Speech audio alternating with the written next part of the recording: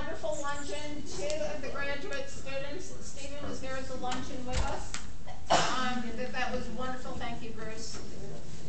Also, we would like to give Marcus for coming to the 125th anniversary all of, or most of, the items then that as a department that we had worked together on in order to get together. So Marcus, thank you very, very much. And if you would tell us who your brother is, that would be wonderful. Definitely. This is my older brother, Marcquis Parham. Obviously one of my #1 influences. As a younger brother, for most of you guys who have older brothers and know, you always try to maintain that status of your older brother. And so I spent my whole life trying to play catch up and keep up with him. And so it's nice to have him, to have a chance to come for this presentation today. Of course, Dr. Vanderveer was going to give me an opportunity to speak about myself, so I'll go ahead and let you guys know a little bit about myself before we begin. I am an alumni of Ohio University. I stepped on campus here in 2002, and I started in the program as far as the sports and recreation pedagogy program as an undergrad as well. And so I came to campus in 2002 as a bright-eyed young Northeast Ohioan. I am blessed to be the first member of my family to come to not only school here, but to attend the collegiate level of education. And so during my time here, I was a student athlete. For those of you who are familiar with Ohio football in 2002, we weren't very good, okay? I'll just say it like that, okay? We weren't very good, okay? And so my first year here as a redshirt freshman, we had an opportunity to, I do believe we played in 12 games and we ended up winning 1. We were 1-11 as a redshirt freshman.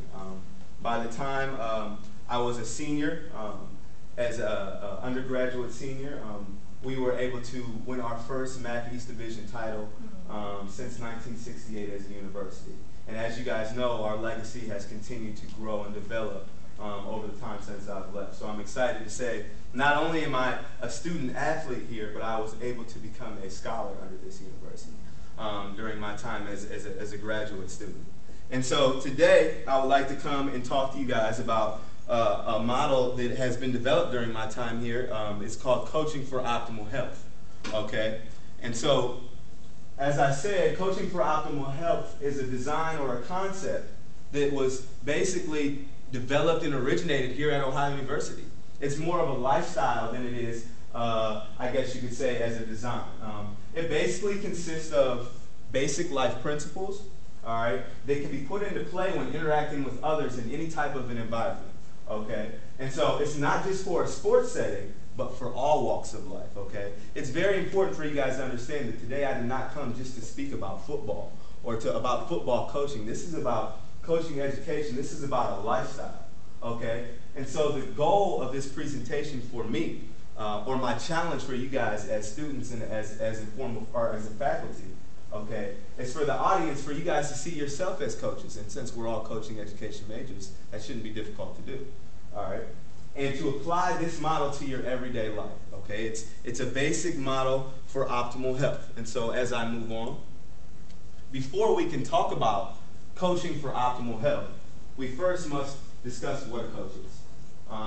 There are so many different meanings of coaches, and we have to come to an idea of this broad transitional concept because it's so much more than just a label, which we'll touch on. We will also talk about who we consider coaches to be. Secondly, we'll have a chance to talk about the elements of a healthy or a constructive coach. We will go over 5 characteristics of health-conscious coaching. I will also give you guys the benefits of this type of a lifestyle or this type of approach when dealing with athletes or students or with people in your life. We'll also talk about those benefits. And then I will touch into the main model, which is basically what I like to call the 7-step model of coaching for optimal health. Okay? And then slightly or briefly at the end, we always must touch on different behavioral styles and cultures and backgrounds when you're talking about coaching or interacting with others. And so we will have a brief time to talk about that as well. Okay? But first, let's discuss what a coach is. And so when you're discussing what a coach is, it's always nice to go to a dictionary. You know, the dictionary gives us definitions for all of the terms in the English language. And so if you go to the dictionary, okay, and you look up the definition of a coach, the very first definition that they give you would be a person who trains an athlete or a team of athletes, okay? And so notice the key word, or the word that is underlined, is trains an athlete, okay? Here I gave an example of OU coach Frank Solich providing some wisdom to the 2006-2007 Bobcats, which was the first division winner, which we talked about. So it's easy for us to say, hey, coach, in our first mental track is to think of an individual on a sideline who is coaching a sports team or a group of individuals, okay? That's always our first definition. But you see, the beautiful English language always gives us what? Multiple definitions for one term. And so if you go on to the second definition in the dictionary, it states a horse-drawn, four-wheel carriage, usually enclosed on all sides. Okay? Very interesting, right? And so, of course, when you think of the stagecoach, the first thing you think of is the Wild Wild West, or at least I do. Okay? And so the stagecoach in American history, okay, was used to explore the western frontier. All right? We all know this. We understand this. But look at the concept of this, people. Look at the concept, okay? And so if you go on to the third definition in the dictionary, all right, they give you what? A motor bus or a motor coach, all right? These are all terms that we're familiar with, but generally when we talk about coaches, we always think about the guy on the sidelines, okay? But a motor coach, in essence, its main idea or its main design, what it does is it transports large groups of individuals to places faster than what? Than which they can go on their own. It's a mode of transportation that takes people far into places that they cannot take on their own two steps. And so I ask you guys, college students and staff, what do these concepts hold in common? What are these? And I'm asking you to ask yourself, just think about it for a second. The coach of a sports team, a stagecoach, and a motor bus. What do these objects have in common? This is what higher education is all about. That's the beauty of higher education, to just associate things. And so the beautiful English language, ladies and gentlemen, gives us the ability to what? In essence, similar to a stagecoach or a motor bus, the definition of a quality coach is one who trains groups of individuals to go or travel distances or accomplish feats further than which they could on their own. Okay, and so they're very much different labels and different ideas, but they have the same concept. All right, a stagecoach in the Wild West or the motor bus in our days, in present day, does what? It takes us on a physical level, or it does on a physical level what a coach does on the mental level. Your responsibility of a coach is to take people to those further distances, okay? And so the word train, which we've seen in the definition of coach, was formed, or it's a derivative of the word trains, which also comes from the word transport. Okay, so it's very much the same concept, ladies and gentlemen. A good coach is simply supposed to drive you towards success, take you to your optimal performance. Okay, and so when we're talking about this model, okay, when we're talking about coaching for optimal health, okay, we're talking about a model that allows for the most desirable outcomes. Okay, the most desirable outcomes in all areas and facets of life. We're not just talking about sports here. We're not talking about sports. While also maintaining the soundness of body and mind, or maintaining your health. Okay? And so key words we're talking about here in this model are what? Optimal, which comes from optimum, are the most desirable or satisfactory. And the word health, or the key root word from health is what? Heal, which means the soundness of body and mind. Okay? And so the model that we're going to discuss today, my students, and for everybody here, we're going to talk about a model that allows for large groups of individuals, okay? Large groups of individuals from all walks of life, okay? To reach their full potential, thus maximizing their performance and allowing for what? Achievement of a common goal. Because that's really what it's all about. It's about achieving common goals. It's about moving in common directions. It's about working with one another to achieve these common goals. Okay? And so, I'm asking you all, please, take a moment to think outside the circle, okay? Allow yourself to see coaching for what it is, which is a transitional concept, okay? It's not just a label that we give to a person, all right? It's not about what coaches are, it's about what? It's about what they do, am I right? It's about what they do. It's really about what we do. It's a lifestyle. It's not about the label of the football coach or the label. It's really about the actions that you take when dealing and working with people, okay? And so that's what we want to touch on. But before we can go there, we all got to understand that coaching is not just a label, it's a lifestyle. We're all coaches in one way or another. We are all very much coaches. And since we're all coaching education majors, this is all very relative to us, all right? But for a vast crowd, a parent has to understand that they are their children's first coach, okay? So in essence, a parent trains or coaches their children how to survive in a natural environment. Your mother is your very first coach. She's the one who teaches you how to cope and survive. It teaches you the language, teaches you how to interact with others. And your teacher does the same thing, ladies and gentlemen. Your teacher trains or coaches students, okay? General knowledge that allows one to self-develop and advance in society. And so your coaches are not only just the guys on the sideline. We all have the elements of a coach within us, okay? Whether it's a parent or a teacher or even a religious leader. A religious leader is one who trains or coaches individuals on scriptural doctrine, okay, as well as cultural lifestyle principles, all right? And then you have your manager at work, who is also your work manager or your work coach, okay? So your manager at work trains or coaches the staff for compliance in whatever field that they're in. We're all coaches, ladies and gentlemen, in one aspect of life or another. And so, when you look into the professional realm of coaches, there are so many different examples that you see.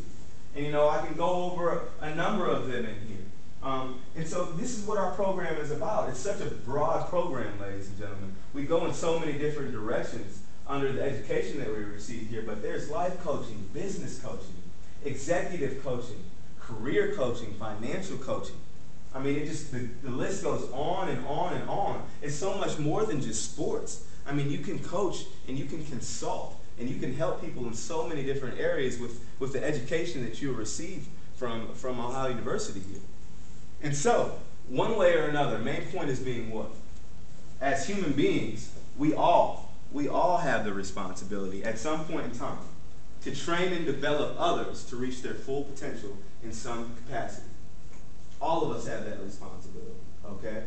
And so, when coaching others in a safe and responsible and healthy manner, we can optimize the performance of everybody who we come around, everybody we come in contact with. And that's what it's about. As a coach, you are one who's supposed to interact, maintain with people, and help them optimize their performance. Help them achieve the highest goals that they can achieve. Okay? And so Dr. McDavis was talking about becoming a champion in the speech that we just had. It's really what he's talking about is optimizing your performance. Just being the best you can be day in and day out. And that's what we're supposed to do as coaches. Okay? And so the characteristics of quality coaching, which we all know, maintain a positive outlook upon life. When dealing with those who you are, whether it's your students, whether it's your children or your coworkers, maintaining a positive outlook is contagious. It's contagious. It's an energy, okay? People can feel it when you come in a room and you're a positive individual, okay? Also, maintain support of those who are around you. It's a simple model. As you support others, they will begin to support you back, which is something that we'll talk about later on in the steps, okay? Also, maintain your goal-oriented, or maintain solid goals for people to continue to follow or continue to strive and advance for, all right? And always maintain your focus and be very observant of those who are around you. The best way to explain or understand individuals is to pay attention and to focus on them. Try to understand that individual, absorb him. Those are characteristics of quality coaches. And so, when you're talking about destructive coaching versus constructive coaching, or an unhealthy style versus a healthy style of coaching, you will see a destructive coach or a destructive manager or an unhealthy coworker is one, or an individual who talks a lot instead of doing a lot of listening. Okay? As a healthy coach, you always make sure to listen first. There has been one organization that I've been able to be involved with that has what's called Listen First training, which is very exciting because it gives you the ability to really learn and absorb other people's, and it sort of trains their employees on how to do so. Okay? And so a destructive coach is one who gives a lot of orders, who tells people what to do. Okay? Meanwhile, a constructive coach is one who asks a lot of questions, attempts to try to learn those around. Okay? There's a complete difference there. Okay? Your destructive coach is one who will presume things, he will assume things, he or she or the individual will assume things, and they will also give out orders instead of what? Exploring options and seeking for challenges. And so it's one thing for me to come up to you and say, ma'am, I'm going to order you, will you please go and grab me water and some food from downstairs. It's a completely different aspect. That happened today. Right. Maybe you should have had this before lunch. Right.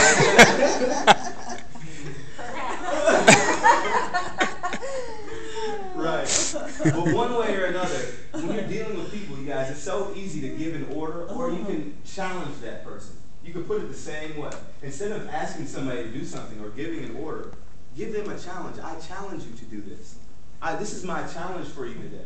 This is how you deal with people in a positive manner.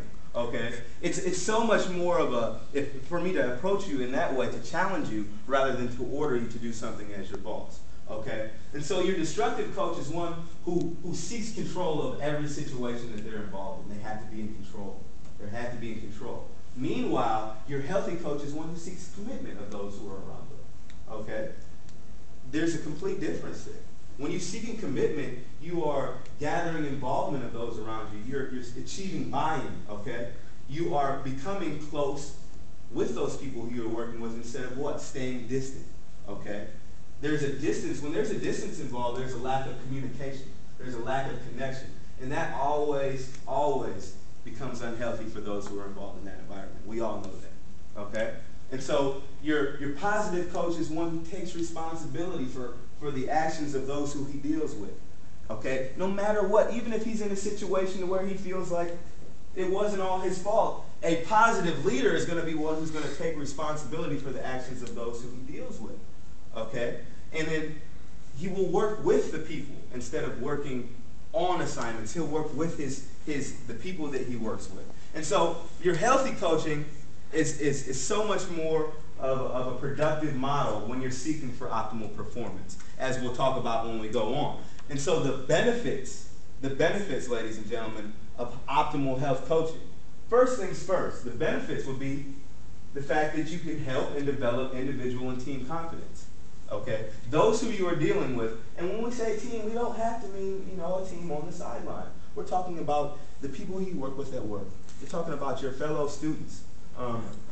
It develops a team camaraderie, team confidence, okay?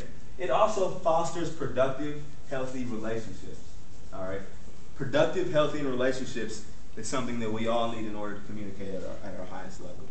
You can't communicate, or you can't perform at your highest level if I don't communicate what my challenge or what my expectations are. But I think your teaching style and coaching style might be different from culture. Some cultures you don't actually, as a coach or player perspective, I don't talk much as a player. Mm-hmm. We do usually listen. Yes. People in Asian culture, we do respect a lot, so that you don't get that kind of a constructive coaching style in that culture. Definitely. Like Muslim country, they at the woman's perspective, they don't talk. They don't even go to. They are not allowed to go to football stadium. So when you talk about different style and the culture and teaching style, coaching style, it all depends on where you're from and what gender you are. Agree. And the age level. Definitely. And so what you said was definitely very true. The demographic of where you come, your social status, the culture in which you come from, your gender, they all very much affect your coaching style. And that's something that we plan on, I'm definitely going to touch on just briefly at the end of this presentation, because that can be a whole different presentation in itself, definitely, as you know. And so I agree with her 100%. The main idea is to allow for all of us to reach common goals, okay? To allow for all of us to reach common destinations, okay?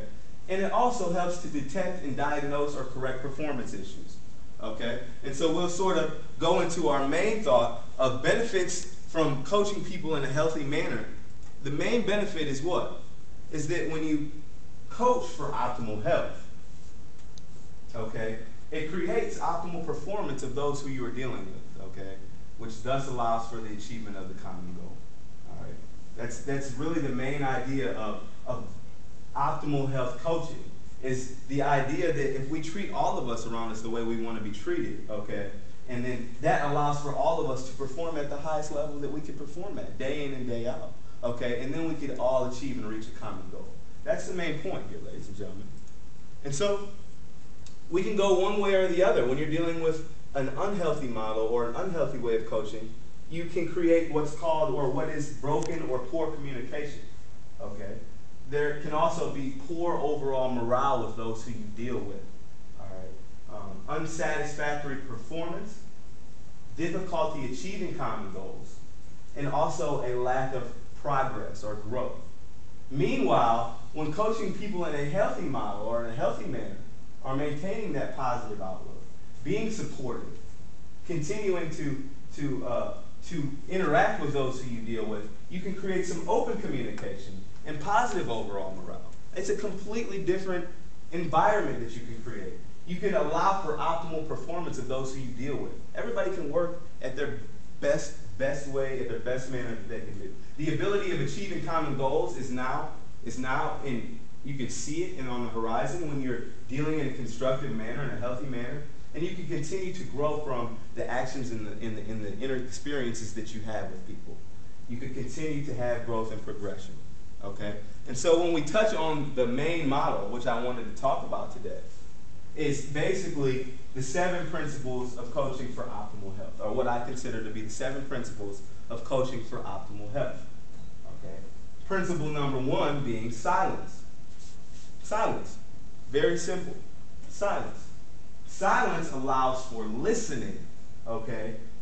And it also allows for promotion of sound judgment. If you don't take a moment to be silent and listen to anybody who you are interacting with, okay, you are not going to ever get to the point to where you can build association, you can understand them, you can give quality judgment, or take quality actions when dealing with them. It all starts with silence and the ability to listen to the people who you are dealing with.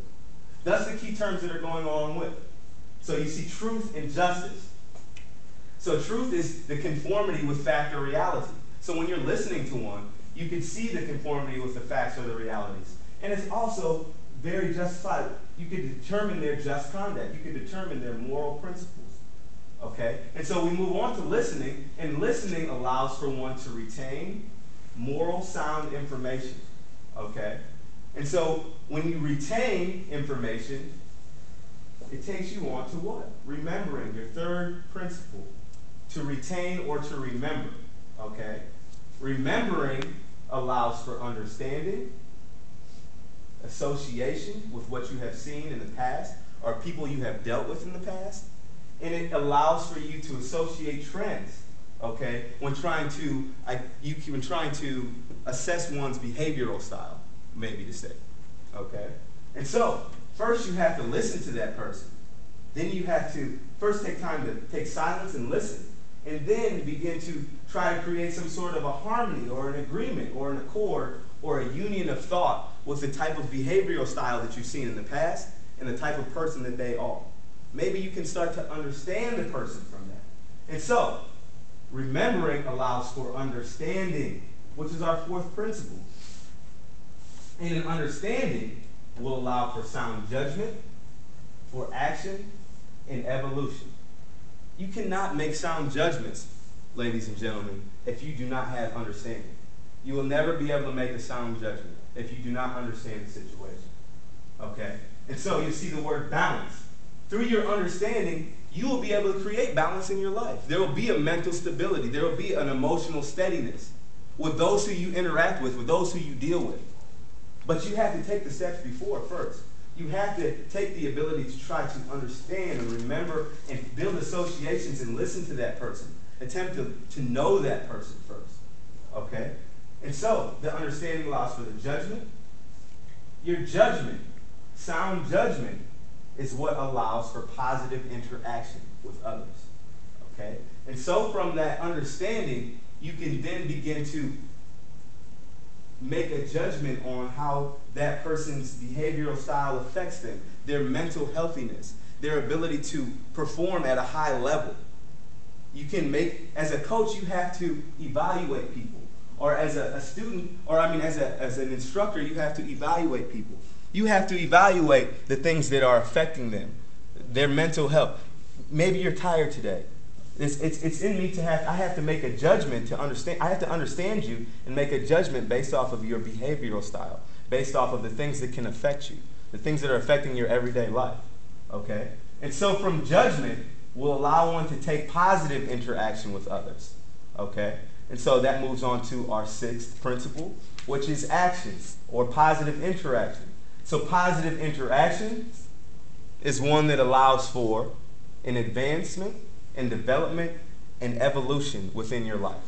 That's really what it comes down to. And it's a very simple concept, ladies and gentlemen. Positive interaction with others allows you to evolve. It allows you to understand people better. It allows you to perform at an optimal level, no matter what realm of life that you're walking in, no matter what profession that you are in. Okay? It's all about understanding individuals, making sound judgments, trying to build or remembering associations and trends, which will this allow for what? Evolution in your life. Revolution as you mature and age in your life. Okay? And so what you'll see an order or a growth or a progress in your life by dealing with people in this manner. By first taking silence. By second, listening to individuals. Whether it be your professors at school, whether it be your parents, whether it be your teachers. Second, by trying to remember and understand that individual before making judgments, before taking actions. And that allows you to grow and progress. It allows you to mature. It's a very simple model. It's a very, very simple model based on our own basic life principles. Just simple silence, listening, understanding, then taking judgment before actions, and you will have evolution. You will continue to grow. In any type of environment, in any type of professional setting that you plan on moving into, you will continue to grow. And so, like we were talking about with my young lady, you can't talk about coaching for optimal health or interacting with people without talking about different behavioral styles, okay? Or different cultures or different diversities or different ethnicities or different backgrounds, because we all are working together to what? Like we said, reach a common goal. Okay? And so you're dealing with people from different areas, different walks, different backgrounds of life. With that being said, when you use the principles that we talked about before, simply trying to listen to that person, trying to understand them before taking judgment, it's going to allow for a healthy interaction despite who you are dealing with. And so when you look to the left here, you'll see a diagram. This diagram is basically a well-being diagram, with person being in the middle. These are some of the main areas outside that affect one's well-being. Okay? Their cultural background, where they come from, their beliefs, their value system. Everybody's value system and beliefs are different. Okay? The environment that you grew up in. The environment that you grew up in is going to play a huge effect on your psyche, the actions that you take, your associations with things, okay? The economic status that you have growing up, the ability of the haves and have-nots, okay, plays a huge effect on people's actions in life, all right? If you have not, then you are more likely to take, and it's in any type of walk or aspect of life. And then, of course, your social status. And so, understanding these attributes that play an effect on people around you will give you an idea on why they act the way they do, or the attitude that they have, or the actions that they take. Okay? It's very simple. And as a coach, it's for you to be able to evaluate that. You have to evaluate one for their behavioral styles. And a lot of it is affected by these 4 things that we see around. And so, as Dr. Martin knows, my background came from one where I had a lot of experiences. And me and him had a chance to talk about it when I was a student here. And it has helped me to, I guess you can say, continue to grow and develop by understanding, hey, these are the reasons why I acted, or the things that affected me growing up, that have allowed me to grow and progress, or allowed me to make mistakes. This was the reason why. A lot of the reason has to do with the things that affected my well-being growing up. Okay? And so that's one way to, I guess you could say, look and understand people. Take an understanding of people. Hey, understand, hey, he may not have came from the same place where I came from, or he may not have grown up with the same amount of money, or their culture and their styles and their belief system is different. And you have to judge accordingly and interact with that person accordingly, because we're all different from where we come from. But in order to stay and maintain optimal performance, we have to first try to understand that. We have to try to understand that person. Okay? And so, using the EARS model, it's a simple acronym, explore by asking questions.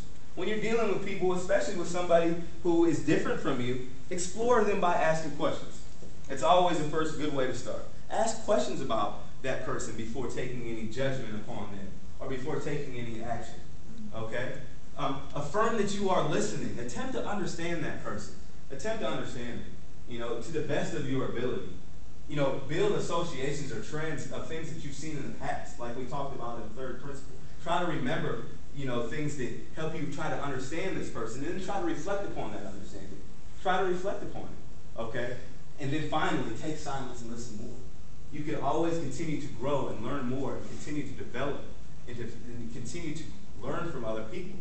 And so what we see is there are many behavioral styles that we will deal with as coaches. Some of them, we talk about here in the right. People can be very compliant, or very dominant, or very influencing, or even self-destructive in their behavioral style. But a lot of it has to do with the things that play effect on their well-being, their social status, their economic status. And so when we talk about it, when you're trying to diagnose somebody for their behavioral style, you got to first try to understand it. You absolutely have to. In football, just to give an example, you have a sport to where there are 120 individuals on a team. There are 11 different positions. Every position has a different responsibility. Every person in football is a different size, a different shape, has a different mental status, came from a different background, has a different aspect and outlook upon life. And you're dealing with all these people in one environment, trying to take them all towards a common goal of becoming a champion. It's the same thing in a school setting when you're dealing with your students. We all come from different areas and different backgrounds. In order to understand you, I have to first take a chance to listen to you, take silence, and understand you, and try to then take judgment before I do that. Unless, if we don't, then we'll just be taking another stereotype. It'll just be simply another stereotype. So continue to use these 7 principles when interacting with those who you coach and contact, ladies and gentlemen. It's a very successful model. It's been successful for me in different venues, in very different venues, okay? And so for my personal application, I would like to let you guys know that this model started here in my personal interaction with those who I dealt with, all right? That's the only reason I'm able to come back and speak to this day. I'm very honored to be back. But it's because of the interactions with people that people can still associate and remember me, because I've been gone for a number of years now, okay? It's the model that you deal with people and it'll come back to you. Positive interaction with people brings reciprocity, okay? And so what you put out comes back. What goes around comes around, okay? And so with that being said, I've been able to be a part of a number of diverse professional settings since I've left, okay? And they have all been very, very different. But I use the same model. The model does not change. It's all about interacting and dealing with people, okay? It's all about interacting and dealing with people in a healthy manner. And so in 2007 and 2008, after I finished up my collegiate football career here and started as in graduate school, I was able to intern and work with Division I student athletes on a high level, Division I student athletes in the weight room as a strength and conditioning coach. I worked with the football team on the field. I worked with women's soccer. And I also had an opportunity to work at the Athens Community Center. Okay? And so I was one of the very first students to be able to build a partnership or an internship with the Athens Community Center, which is very exciting because it's one that still holds to this day.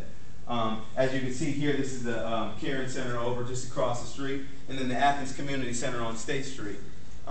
Again, I use the same model when dealing with these, in any of these environments. The same model. It's very, very broad, very simple.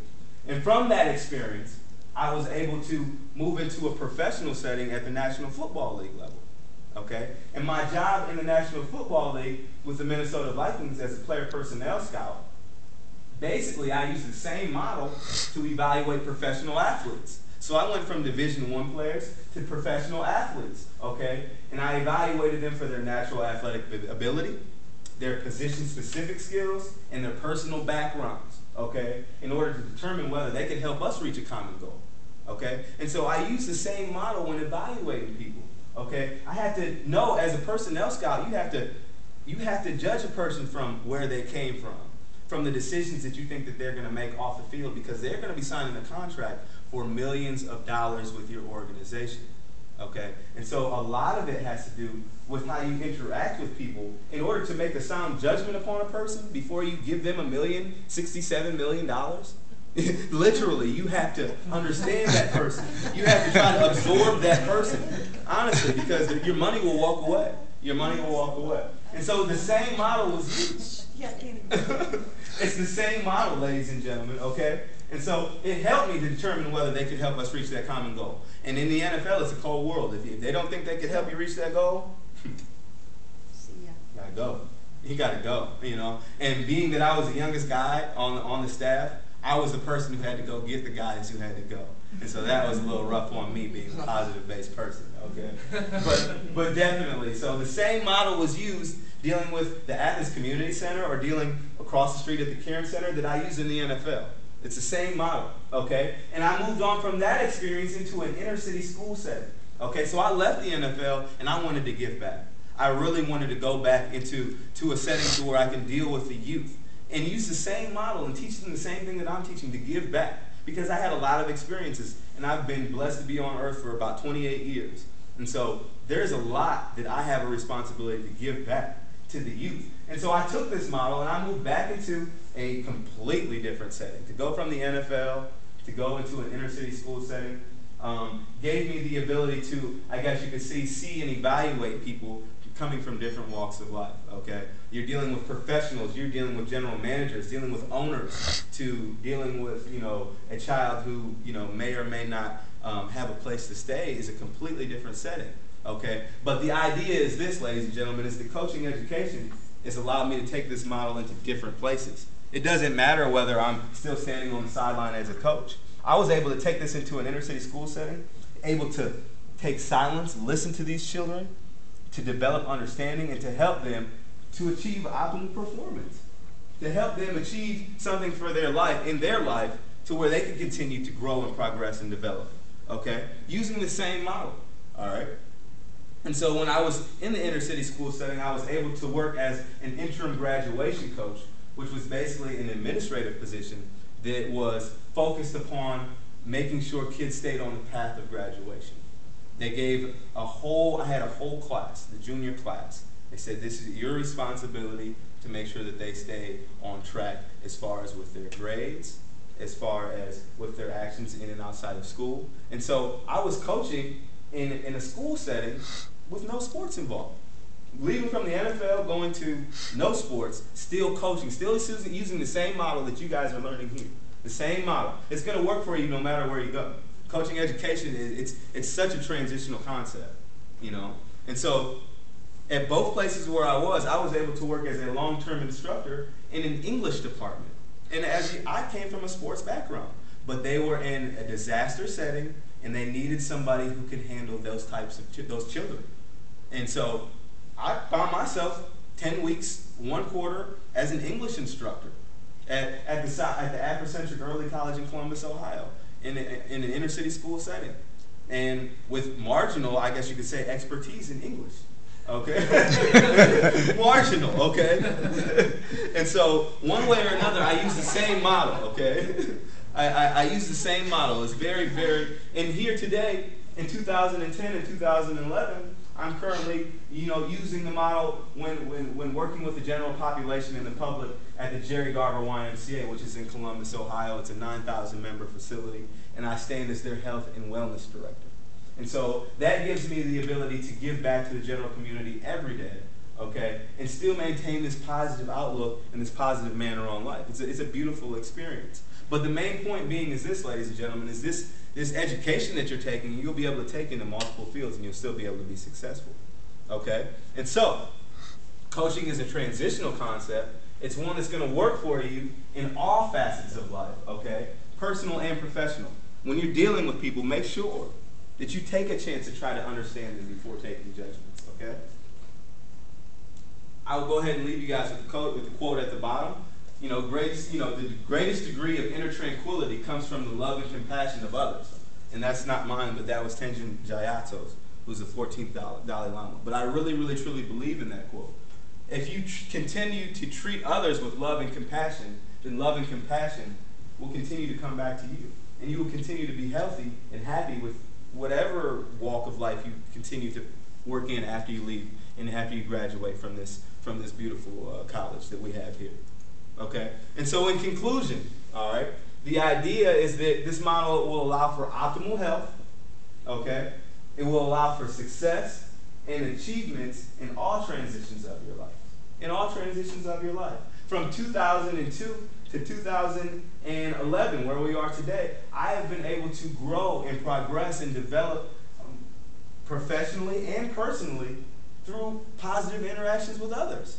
In every association that I've been able to deal with or I've been a part of, I've been able to have success by simply using this very basic model of understanding, of attempting to treat everybody with love and compassion, okay? And so, I'd just like to thank you guys for giving me an opportunity to speak. And again, I would just like to leave you guys with the idea and the fact that it's all about positive interactions with others. And so, again, thank you guys for giving me the opportunity to speak. And of course, I love OU, so I always want to let you guys know. Thank you very much. Marcus, we love you.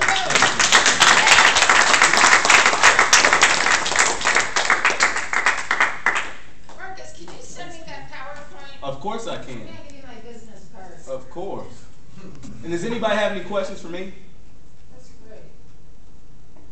I don't really have any questions, but I just want to make a comment that I think, the point you're trying to make is a really good one. Is with teacher education, I'm in physical education. So I tell our students a lot. Sometimes the quality of the PE teacher is less than what we would like. Mm-hmm.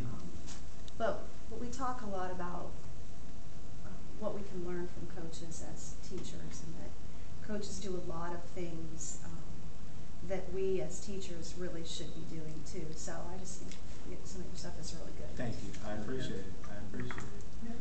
And something that I noticed as well was similar to our field, you can very easily substitute the concept of coaching as you presented it with the concept of facilitation, which is how we talk about it in the field of adventure programming. But we're still trying to accomplish some of the same goals that you're trying to accomplish when it comes to basic human dignity and community and the sense of love and compassion and everything that you mentioned. Definitely. That transformational leadership. There it is. That's what it is. Right. That's transformational leadership. That's excellent. Yes, that's definitely what it is. And so you guys, I can't tell you how happy it is to be back in Athens. I had a lot of good experiences here on the field and off the field, personally and professionally. And so, I really thank you guys for just taking the moment to try to listen to me and giving me an opportunity to come back and speak to you guys. My door is always open. I always have information for folks if you guys ever need anything from my way. So thank you a lot for coming. I really appreciate it. I really appreciate the faculty staying here because I know that we were running late from the luncheon, and that is really good. Yes. We tend to be very time-oriented, so we appreciate it. We thought you were bringing us lunch now.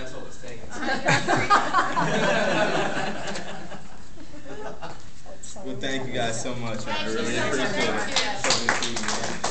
Thank you. Yeah. Thanks so much, man. And what years were you up in Minnesota?